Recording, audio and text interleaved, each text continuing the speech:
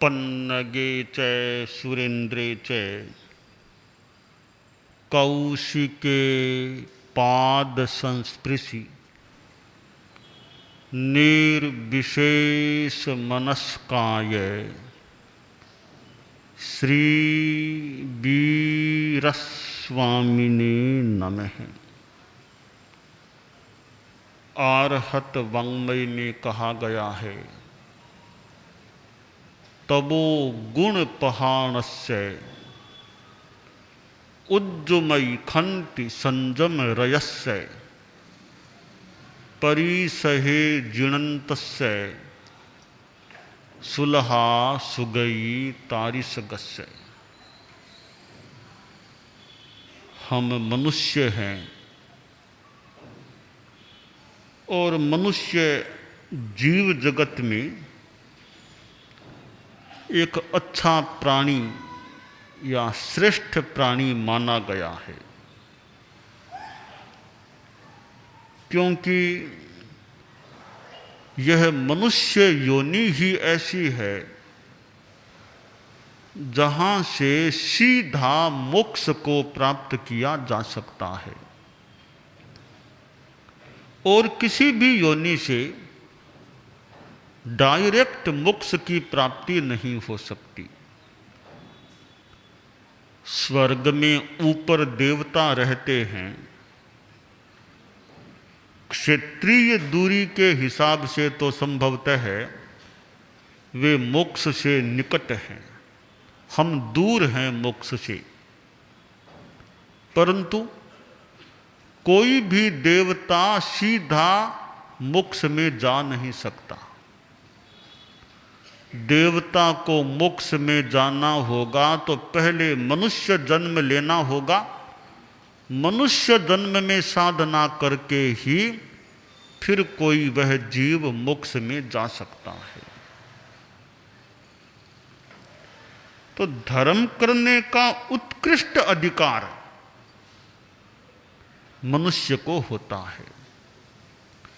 तिर्यंच होते हैं पशु आदि, पशु जैसे, वे भी श्रावक तो बन सकते हैं, पंचम गुणस्थान धारी वे हो सकते हैं, पर साधुत्व उनमें नहीं माना गया है। साधुत्व का स्वीकरण मनुष्य कर सकता है। आदमी को विचार यह करना चाहिए कि आगे मेरी क्या गति हो सकेगी। अभी तो मैं मानव हूं, सिद्धांत यह है कि मानव मरकर के नरक गति में भी पैदा हो सकता है, मानव मरकर के तिर्यंच पशु आदि की गति में भी पैदा हो सकता है, मानव मरकर वापिस मनुष्य भी बन सकता है और मानव मरकर देवगति में भी पैदा हो सकता है और मानव मरकर मोक्ष में भी जा सकता है। पांचों स्थान मानव के लिए खुले हैं। हालांकि वर्तमान में यहां से मनुष्य मरकर के मोक्ष में नहीं जा सकते, यह माना गया है। तो विभिन्न गतियों में मनुष्य मृत्यु के बाद पैदा हो सकता है। अब कौन आदमी किस गति में जाएगा, अपने अपने कर्म है, कर्मानुसार गति होती है और जैसी मति वैसी गति। सामान्यतया एक मोटा मोटी रूप में अनुमान लगाया जा सकता है। जो आदमी बहुत हत्या करने वाला है, बहुत आरंभ समारंभ परिग्रह में रचा पचा आसक्त रहने वाला है। हो सकता है ऐसा आदमी ऐसे परिणामों में नरक गति का बंध कर ले। राजा श्रेणिक जो भगवान महावीर से संपृक्त था और मरकर के नरक में गया, क्योंकि परिणाम आचरण खराब हो जाते हैं और उस समय आयुष्य का बंध हो जाता है, तो राजा श्रेणिक भी मरकर के प्रथम नरक में गया और नरक से निकल करके वापिस वह मनुष्य बनने वाला है। संभवतः 80,000 से कुछ ज़्यादा वर्ष, 81,000 या कुछ कम बेसी वर्षों के बाद राजा श्रेणिक का जीव नरक से निकलकर हमारी मनुष्य दुनिया में मनुष्य के रूप में पैदा होगा और वह भगवान महावीर की तरह तीर्थंकर बनेगा और फिर मोक्ष में जाएगा, ऐसा बताया गया है। तो आदमी मरकर के नरक में भी जा सकता है।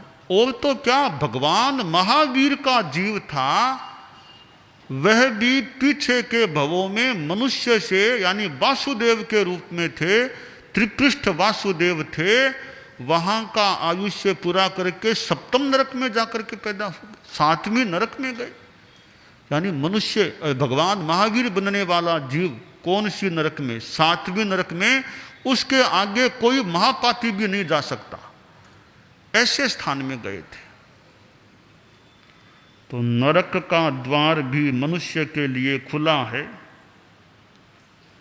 और मनुष्य मरकर के तिर्यंच गति में भी पैदा हो सकता है, सांप आदि आदि की गति में जाकर पैदा हो सकता है। तिर्यंच गति में छल कपट करने वाला, झूठ बोलने वाला, कूट तोल कूट माप करने वाला, गूढ़ माया करने वाला, हो सकता है ऐसा मनुष्य मरकर के तिर्यंच गति में पैदा हो जाए। और कुछ मनुष्य जो भद्र हैं, सरल हैं, दया के परिणाम रखने वाले हैं और ईर्ष्या से दूर रहने वाले हैं, विनीत होते हैं प्रकृति से, ऐसे मनुष्य मरकर के वापिस मनुष्य भी बन सकते हैं। कई मनुष्य अपने पूर्व जन्म की बातें बताते हैं और वे कि मैं पहले वहां मनुष्य था, वैसा हो गया, वैसे मर गया। ऐसे मनुष्य मरकर के वापिस मनुष्य भी बन सकता है। और जो मनुष्य धार्मिक हैं, बाल तपस्वी, अव्रत अवस्था में तपस्या करने वाले, श्रावकत्व का पालन करने वाले या साधुत्व का पालन करने वाले, अकाम निर्जरा करने वाले, ऐसे मनुष्य हैं, हो सकता है वे मनुष्य मरकर के देव गति में जाकर के पैदा हो जाए। और जो मनुष्य इतने उत्कृष्ट साधना करते हैं कि वीतराग सर्वज्ञ बन जाते हैं, वे मनुष्य मरकर के निश्चित मोक्ष में जाते हैं। वहां जाने के बाद अपुनरागमन, वापिस कभी दुनिया में जन्म लेने के लिए आना नहीं पड़ता, बस स्थिर हो जाते हैं वहां। साधना का मूल या अंतिम लक्ष्य है मोक्ष की प्राप्ति। तो मनुष्य को यह सोचना चाहिए, अभी तो मैं मानव हूं, अगले जन्म में मैं क्या बनूंगा। कभी कभी इस पर हमारा ध्यान जाए, आगे मेरा क्या होगा। वर्तमान जीवन को हम देखें तो आगे के बारे में भी कभी सोचें, आगे मेरा क्या हो सकेगा। और अगले जन्म के बारे में सोचें और आगे मैं मोक्ष की ओर कैसे आगे बढ़ सकता हूं, इस पर भी हम कभी विचार करें। और आचार्य गुरु जो धार्मिक मार्गदर्शन देते हैं, उनका मार्गदर्शन भी कल्याणकारी सिद्ध हो सकता है। हमें परम पूज्य गुरुदेव तुलसी जैसे मार्गदर्शक धर्माचार्य मिले थे। आचार्य महाप्रज्ञ जी जैसे पथदर्शक धर्म गुरु प्राप्त हुए थे। तो आचार्य जो तीर्थंकर के प्रतिनिधि के स्थान पर होते हैं, कि वर्तमान में यहाँ तीर्थंकर तो नहीं, पर तीर्थंकर को रिप्रेजेंट करने वाले, उनका प्रतिनिधित्व करने वाले आचार्य माने गए हैं। आचार्य भिक्षु तेरापंथ को प्रथम आचार्य, प्रथम गुरु के रूप में मिले थे। तो अगली गति मेरी क्या हो सकेगी, मेरा जीवन का आचरण कैसा है, मेरे भाव कैसे रहते हैं। गृहस्थ जीवन में भी आदमी जितना संभव हो सके संयम की दिशा में आगे बढ़ने का प्रयास करे, यह काम्य है। लक्ष्य बन जाए तो गृहस्थ भी कुछ या काफी अंशों में बहुत धार्मिक बन सकता है। जैसे मान लो आप गृहस्थ हैं, बिजनेस करना पड़ता है, व्यापार दुकान सब देखना होता है, उद्योग करना होता है। आप यह सोचें कि मैं ज़्यादा से ज़्यादा प्रामाणिकता रखूं अपने बिजनेस में, व्यवसाय में, उद्योग में। जहां तक हो सके किसी को ठगने का प्रयास मैं न करूं। खुद भले कभी ठगी जाऊं, पर मैं किसी को न ठगूं। ठगी देंगे तो इतना सा मान लेंगे भैया कि आदमी कोई थोड़ा होशियार कम होगा, ठगा गया। पर ठगी जाने से इतना पाप तो नहीं लगता ना। दूसरों को ठगने से कितना पाप लग जाता है। तो कभी ठगीजना इतनी खास बात नहीं, दूसरों को ठगना नहीं चाहिए, धोखा नहीं देना चाहिए। धोखे का पैसा घर में नहीं आए। जो पैसा ईमानदारी से अर्जित होता है, कमाया जाता है, वह तो शुद्ध पैसा है। और धोखे का पैसा घर में आता है, वह अशुद्ध पैसा होता है। तो अशुद्ध पैसे को लाने से बचना चाहिए। अगर पैसे के मामले में प्रामाणिकता है, इसका मतलब आप पाप से कितने बच रहे हैं। गृहस्थ जीवन में यह देखें कि जिंदगी में मेरे द्वारा कभी चोरी न हो जाए, चोरी का माल घर में न आ जाए, दूसरों की वस्तु में चोरी की भावना से कहीं उठा न लूं। भले लाख रुपये का, 1.25 लाख का हीरा भी मिल जाए तो भी चोरी की भावना से उसको नहीं उठाना चाहिए। वो लाख 1.25 लाख का हीरा भी बेकार है आपके लिए। अगर वह चोरी के रूप में दूसरे का है तो हमारे लिए क्या काम का। चोरी की भावना से उसको नहीं उठाना चाहिए। यह अलग बात है कि उठा करके किसी का है उसके पास पहुंचा दें, यह तो अलग बात है। तो खुद रखने के लिए चोरी की भावना से कोई वस्तु किसी की उठानी नहीं चाहिए। पर धन धूलि समान, पराया धन धूल के समान होता है। गृहस्थ जीवन में आदमी यह सोचे कि मेरे से जीव हिंसा जितना जीव हिंसा से बच सकूं बचूं। ठीक है, कुछ तो अनिवार्य हिंसा हो जाती है, रसोई पानी, खेती बाड़ी, मान लो आदि में कुछ हिंसा हो जाती है, इधर उधर जाने में कुछ हिंसा हो जाए, परंतु जितना बच सकूं प्राणियों की हिंसा से बचूं। कोई जीव है, उसको मारे बिना उसको दूर किया जा सके, मारना न पड़े किसी जीव को। सांप भी निकल जाए तो प्रयास यह करें इसको मारना न पड़े। ठीक है, पकड़ के दूर जगह भले छोड़ना तो एक बात है, सुरक्षा है, पर जहां तक संभव हो उसके किसी प्राणी को मारना न पड़े, हिंसा हत्या जीव हिंसा न करनी पड़े,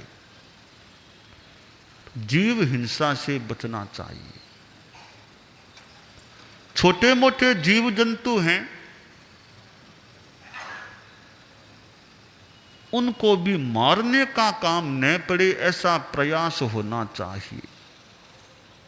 अब मजबूरी में कभी कुछ करना पड़े, मच्छर भी हैं तो भावना तो यह रखे मच्छरों को भी मारना न पड़े,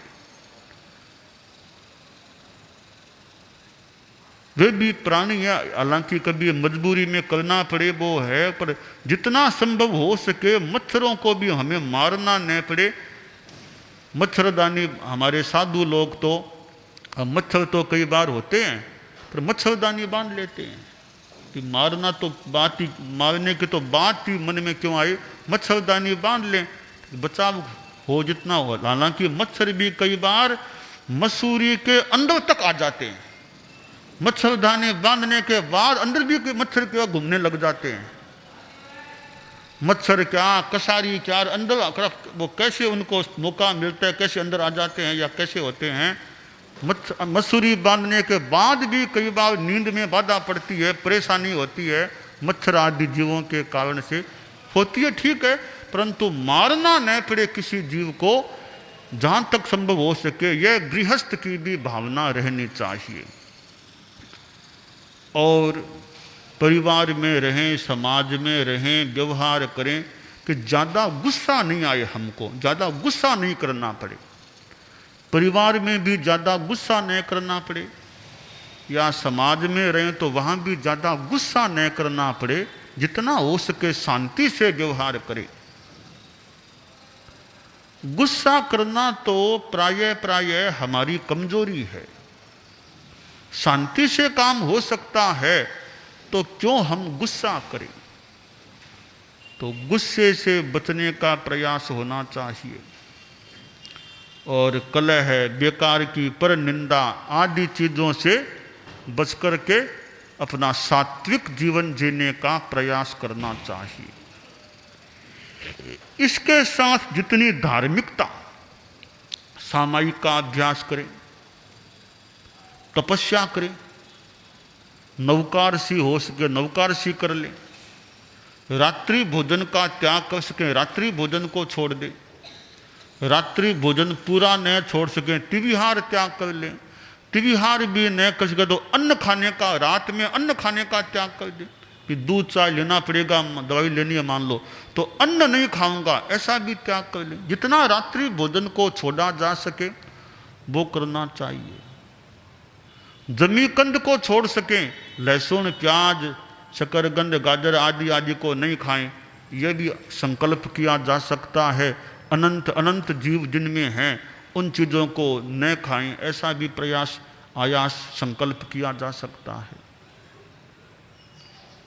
और शरीर की अनुकूलता है, उपवास कर लें, कभी एकासन कर लें, और नहीं तो बिगह 5 बिगह छोड़ दें कि भाई मैं दही नहीं खाऊंगा, अलग ऊपर से घी नहीं खाऊंगा, और ये चीनी आदि नहीं खाऊंगा, मिठाइयाँ तलवा आदि नहीं चीज़ें नहीं खाऊंगा, तेल नहीं खाऊंगा, ऐसे जितना उसके 2 बिगह 3 बिगह 4 बिगह 5 बिगह जितना बिगह का परित्याग करो, रोज नहीं तो महीने में कई दिन छोड़ दें। तो यों तपस्या की जा सकती है। और ऊनोदरी का अभ्यास किया जा सकता है। भी खाना खाना है, खाना खाने में कुछ ऊनोदरी करें, थोड़ा खाने में कमी रख लें, तो ऊनोदरी का तप भी किया जा सकता है, करना भी चाहिए जितना संभव हो सके। तो यों हमारे जीवन में छोटी छोटी तपस्या भी होती है। और चतुर्मास का समय है, चतुर्मास में फिर सावन भादवे का समय है, तो और ज़्यादा तपस्या भी की जा सकती है, जिनसे हो सकती है कि भाई चतुर्मास का समय है, मैं सचित्त नहीं खाऊंगा, सचित्त का प्रयोग नहीं करूंगा। ऐसे अनेक रूपों में संयम तपस्या का उपयोग प्रयोग किया जा सकता है। और जीवन में सरलता हम रखें, सादा जीवन उच्च विचार, मानव जीवन का श्रृंगार। जीवन में सादगी रहे, सरलता रहे, छल कपट नहीं, सादगी सरलता। दिखावे में आदमी बेकार का पैसा गंवा दे। अब दिखावा क्या करना है? आखिर शरीर तो है वह है। ठीक है, आदमी गंदगी न रखे, स्वच्छता रखे, वो तो एक बात है कि गंदगी न रहे आसपास, स्वच्छता रहे, वो एक चिंतन है, उसकी उपयोगिता भी है। और ज़्यादा तड़क भड़क दिखावा, खूब आभूषण पहनना, इनका संयम करना चाहिए कि ज़्यादा शरीर पर आभूषण भी ज़्यादा न रहे, उनका भी संयम रखना बढ़िया है। हाथ में अंगूठियां कितनी पहनी जा रही है और आभूषण कितने पहने जाते हैं। तो ये आभूषण हैं, वो बाह्य चीजें हैं, भले देखने में बढ़िया लग जाए, पर परिग्रह तो है ना। परिग्रह जितना शरीर पर कम रहे, मान लो थोड़ा बहुत जरूरत है तो अंदर पड़ा है, पर शरीर पर कम से कम परिग्रह कम रहे। शरीर की शोभा आभूषणों से होती है, बाह्य शोभा है। तो शरीर की शोभा है शरीर से बढ़िया काम करना, शरीर से पर कल्याण आत्म कल्याण की साधना करना।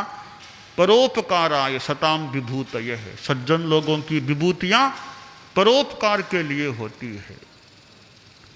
तो विभाति का यह करुणा पराणाम परोपकारैर न तो चंदने ने, कि चंदन के लेप से शरीर की शोभा क्या करते हो, परोपकार पर कल्याण करो, वो तुम्हारे शरीर की शोभा है। तो गृहस्थ जीवन में भी आदमी धर्म की साधना कर सकता है। गृहस्थ को भी अधिकार है धर्म करने का, साधुओं को तो है ही है, पर गृहस्थ जीवन में भी कुछ सीमा तक अच्छी धर्म की साधना की जा सकती है और जीवन में शांति रहे, समाधि रहे, हमारा समय अच्छे कार्यों में लगे, बेकार में समय, बेकार गलत कार्यों में, गलत विचारों में हमारा समय न जाए। जितना समय हमको रोज मिलता है, 24 घंटे मिलते हैं, आवश्यक काम जिंदगी के करने होते हैं, बाकी जितना समय एक्स्ट्रा मिले उसको धर्म की साधना में या फिर आवश्यक कार्यों में, कम से कम जितना हो सके पापों में समय न बीते, ऐसा प्रयास हमें सभी को करना चाहिए कि हमारा समय सार्थक बने। गया हुआ समय नहीं लौटेगा। अब जिनको 70 वर्ष आ गए हैं वो चले गए, वो तो वापस आने वाले नहीं। अब तो गया हुआ समय लौटता नहीं है। जितना समय सामने है उसका बढ़िया उपयोग करें। वृद्ध हो गए हैं, अब उनको वापस जवानी कहाँ से मिलने वाली है। वृद्ध हैं, उनको वापस बचपन अब कहाँ से मिलने वाला है। वो अलग बात है कि बुढ़ापा बचपन जैसा हो जाए, वो तो अलग बात है। पुनरपि बाल्यम कृतम दर्शा, कि बुढ़ापा आदमी को बच्चा बना देता है, बच्चे जैसा आदमी बन जाए, वो अलग बात है। बूढ़ा हो गया, अब बच्चे की तरह दूसरों का सहारा लेके चलते रहो, और कई बार बच्चे की तरह उस वृद्ध आदमी का ध्यान भी रखना पड़ता है, खान पान आदि का। वो तो वृद्धावस्था का बाल्य है, पर जो मूल बचपन का बाल्य है वो वृद्धावस्था आने के बाद अगले जन्म में तो भले वापिस आ जाएगा, इस जीवन में तो वह बचपन अब कैसे आएगा। तो जितना समय गया वो तो गया, जितना समय बाकी है जीवन का उसको हम सार्थक करने का और खूब धर्म में उसका उपयोग करने का प्रयास करें, यह हमारे लिए काम्य है।